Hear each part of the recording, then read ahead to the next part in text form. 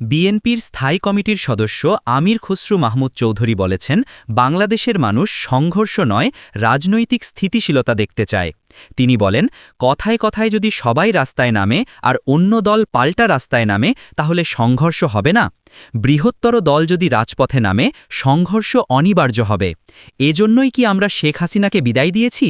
শনিবার ১৮ নভেম্বর রাজধানীর এক হোটেলে আয়োজিত প্রযুক্তি নির্ভর নির্বাচনী ইশতেহার প্রণয়নে রাজনৈতিক দলগুলোর ভূমিকা শীর্ষক সংলাপে তিনি এসব কথা বলেন।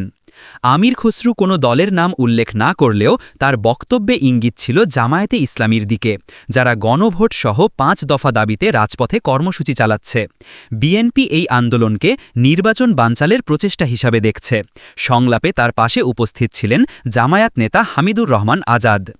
আমির খসরু বলেন, আমরা শেখ হাসিনার শাসনামলে এক ধরনের স্বৈরাচারী মনোভাবের মধ্যে পড়েছি। আমার দাবি না হলে কিছুই গ্রহণযোগ্য নয়।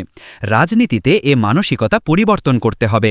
তিনি আরও বলেন, যতটুকু ঐক্যমত্য হয়েছে তা বাস্তবায়ন করতে হবে, আর যেগুলোতে হয়নি তা জনগণের সামনে উপস্থাপন করতে হবে।